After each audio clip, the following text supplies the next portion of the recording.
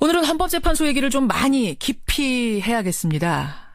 왜냐하면 어제 박한철 헌재소장이 퇴임하면서 재판관이 8명 됐고요. 조만간 박 대통령 측의 변호인단이 전원 사임할 거라는 관측이 상당히 유력하게 나오고 있어서 말입니다. 만약 그렇게 되면은 탄핵 심판은 멈추게 될 거라는 조대현 전 헌법재판관 주장은 여러분 일부에서 확인하셨죠. 이렇게 되면 국회 측의 탄핵소추위원들 생각은 복잡해질 것 같습니다. 판사 출신의 더불어민주당 박범계 의원, 박범계 탄핵소추위원 직접 연결을 해보죠. 박 의원님 안녕하세요. 네, 안녕하세요. 그 헌법재판관이 9명 있는 거, 9명 중에 이제 6명 네. 표 얻는 거 하고 7명 중에 6명 표 얻는 거 하고 어떤 게 더 어려운가, 어떤 차이가 있는가는 저희가 이해를 했습니다. 일부에서. 네네. 그러니까 한 명 빼고 몰표를 얻는다는 게 이게 상당히 어려운 일인 거죠? 6명은 뭐 기본적으로 확보가 돼 있는 것 같습니다. 예. 그런데 문제는 이제 7명이 의사정족수인데요. 지금 이제 한 분이 이제 헌재소장이 임기를 마침으로써 7분이, 이제 8분이 되셨죠. 그렇죠. 근데 만약에 이정미 재판관 3월 13일 임기가 만료되는데 그 뒤로 탄핵 결정이 미뤄지게 되면 예. 7분이 되는 거고. 예. 그 중에 뭐 한두 분이라도 평의에 뭐 개인상의 어떤 신상의 이유를 들어서 평의에 참가하지 않거나 사임하게 되는 뭐 있을 수 없는 일입니다만 그런 일이 벌어지면 아예 성립조차가 안 되는 문제가 생깁니다. 심판 자체가 무기한 연기되는 그런 상황. 예, 그렇습니다. 박한철 소장이 이런 이야기를 남겼습니다. 7명으로 줄어들 경우에는 표의 왜곡이 일어날 수 있다. 사실은 저는 이 말 들으면서 이건 단순히 인원이 적어서의 의미는 아니라는 생각이 들었거든요. 그러니까 네네.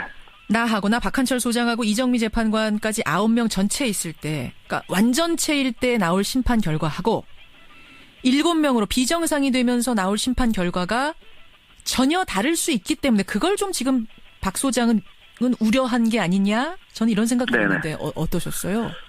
심판 결과란 표현을 하셨습니다. 예.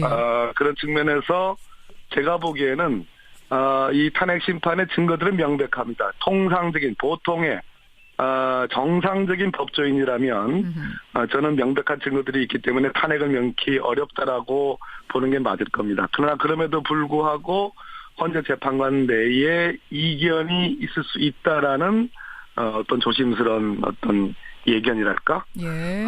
적어도 6명 이상의 탄핵 심판에 필요한 수는 확보된 듯 하지만 그러나 한두 명 정도의 이견이 있을 수 있다는 그런 그렇죠. 완곡한 예견일 수도 있다라고 저는 그렇게 그렇죠. 해석을 받아들입니다. 그런데 7명이 됐고요. 만약 7명이 돼서 그중에 2명만 반대표 13일 던지면 이후에요. 그렇죠. 예. 2명만 반대표 던지면 탄핵이 기각되는 이 상황에 대해서 박한철 반대표거나 소장은 안 나오거나 그만두거나. 예, 왜곡이란 표현을 쓴 게 아닌가.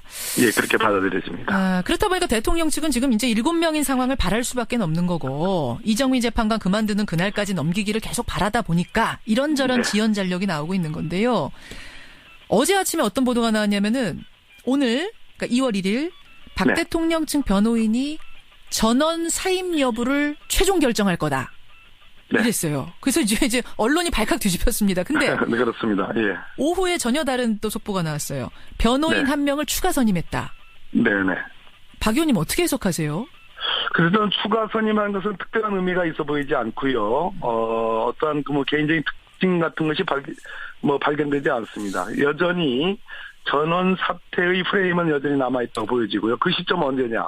뭐 오늘 유임한다 이렇게 얘기할 수도 있겠습니다만은 그럼에도 불구하고 이것이 꺼진 불이 아닌 게 2월 14일 혹은 16일. 예. 지금 헌재가 증인신문 기일로 잡혀놓은 마지막 기일이 2월 9일인데 그렇죠. 추가 신문이 있을 수 있거든요. 그렇죠. 그것이 2월 14일 아니면 16일입니다. 예. 이때에 적어도 2월 9일에 현재까지 채택된 증인을 놓고 보면 예.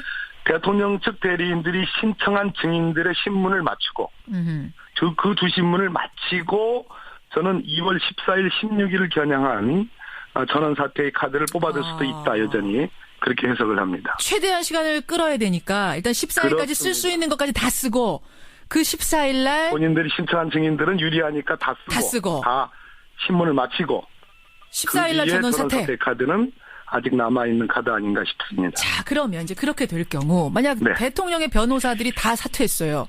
이럴 경우에 심판은 어떻게 될 것인가? 앞에서 조대현 전 헌법재판관은 네. 대통령을 사인으로 이분은 해석을 하세요. 그렇기 맞습니다. 때문에 그것이. 네. 그렇기 때문에 변호사 강제주의 반드시 변호사가 있어야지만 탄핵 심판이 진행이 된다. 요거에 의해서 심판은 멈출 거다라는 게 그분 판단인데 박범계 의원은 말씀하셨습니까? 그렇게 말씀하셨어요. 헌법재판소법 25조 3항에 모든 심판의 사인, 즉 민간인 사인을 얘기합니다. 그렇죠. 사인에게는 변호사 강제주의를 적용하는 것 채택을 하고 있는 건 맞습니다. 예. 그러나 그 전항인 25조 2항에는 예. 국가기관과 지방자치단체는 임의적으로 변호사를 선임할 수도 있고 선임하지 않을 수도 있는 이런 조항이 있습니다. 기관이면 선임해도 되고 안 해도 되고 그렇습니다. 사인, 개인이면 반드시 해야 되고. 그렇습니다. 대통령은 25조 2항의 국가기관에 해당합니다. 대한민국 최고의 공직자죠. 최고의 국가기관이고요. 그런 측면에서 저는 대통령에게 변호사 강제주의 25조 3항은 적용되지 않는다고 하는 게 제 해석입니다. 그런데 앞서서 이제 재판관, 헌법재판관인 조대현 재판관은 행정쟁의를 하는 그런 기관을 기관이라고 하는 것이지 탄핵심판대 안에 선 공무원은 그 개인에 대한 징계 절차를 밟는 거기 때문에 이건 사인이다. 이렇게 보시던데요. 네, 굉장히 어려운 논리신데요. 만약 적어도 그러한 부분들이 설령 인정이 된다 하더라도 예비적으로 처음부터 대통령 측의 대리인이 없었던 것이 아니고 많은 대리인 수를 가지고 9차 변론, 10차, 11차까지도 지금 진행을 하는 상황 이후에 탄핵 지연을 위한 술책으로서 전원 사퇴라는 카드를 쓴다면 그것은 25조 3항의 변호사 강제주의에 남용에 해당하기 때문에 그것을 헌재가 받아들이기는 어렵다고 저는 생각을 합니다. 아하. 시간을 끌기 위한 술책이라는 게 뻔히 보이니까 10차까지 변론 다 했는데. 그렇습니다. 그때 할 수 있는 능력이 있고 기회가 보장돼 있는데 지금 물러나는 거니까 그것은 받아들여서는 안 되죠. 그건 정의가 아닙니다. 그렇게 보시는 거군요. 알겠습니다. 이제 그 부분에 대한 논란이 있는 거고.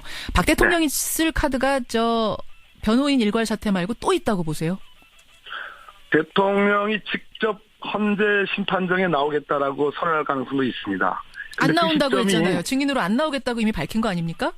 네, 아직은 생각해 본 적이 없습니다. 정한 적이 없다 이렇게 얘기를 했지만 우리가 핵심적으로 보는 시점은 3월 13일 전 결정입니다. 그러려면 최소한 2월 말 중에는 2월 한 24일 이즈음에는 결심, 즉 변론 종결을 해야 되는데 평일하는 2주 정도의 시간이 있어야 되거든요. 그러려면 최소한 2월 12일, 14일이 마지막 변론기일이 돼야 되는데 대통령이 예를 들어서 이달 말경에 2월 말경에 내가 나가겠다. 나에게 기회를 달라. 이런 식으로 선언을 해버리면 마치 이것이 탄핵 심판이 일종의 장난처럼 돼버리는 수가 있는 거죠. 아니 잠깐만요, 박 의원님.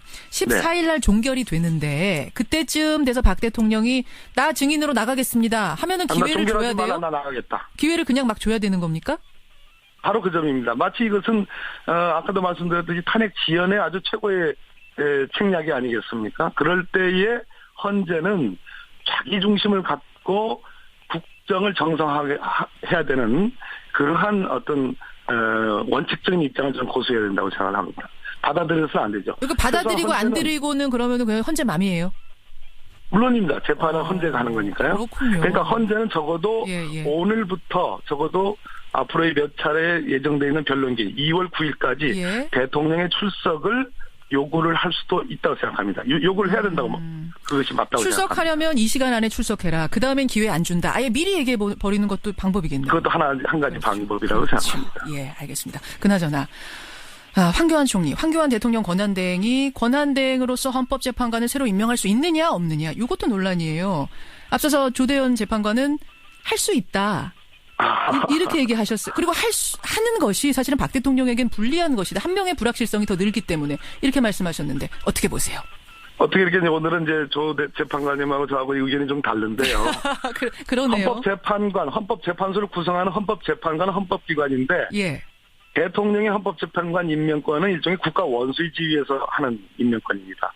그런데 권한대행의 직무 범위가 어디까지냐와 관련해서 예를 들어 장관, 즉 조각권이 인정되느냐 여부와 관련해서 다수설은 인정되지 않습니다.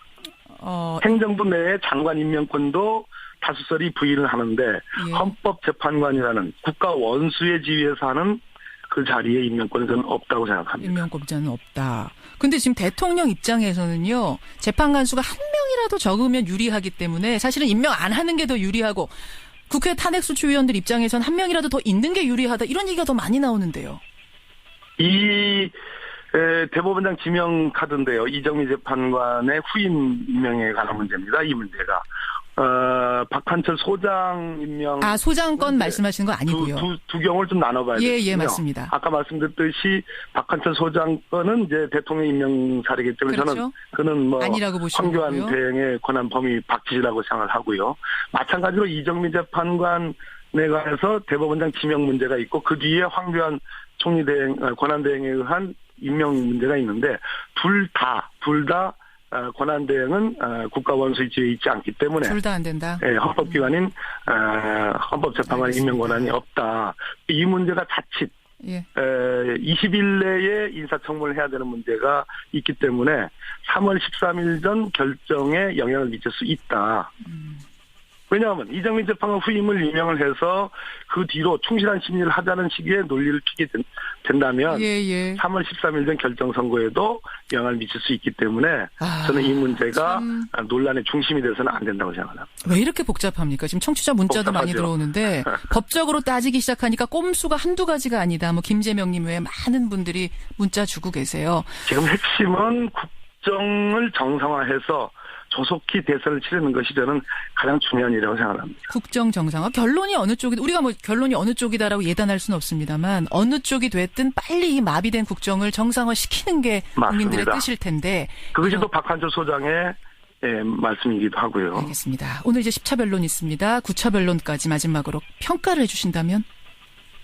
국정농단에 심지어 인사농단 더 나가서 지금 미얀마 대사를 충성서약을 받고 면접을 해서 임명을 하고 대통령이 개입한 흔적, 심지어 이권까지 인사농단의 이권 개입까지 흔적들이 나왔습니다. 명백하게 증거들이 있습니다. 그런 측면에서 헌재의 심판은 정상적으로 지금 이루어지고 있고요.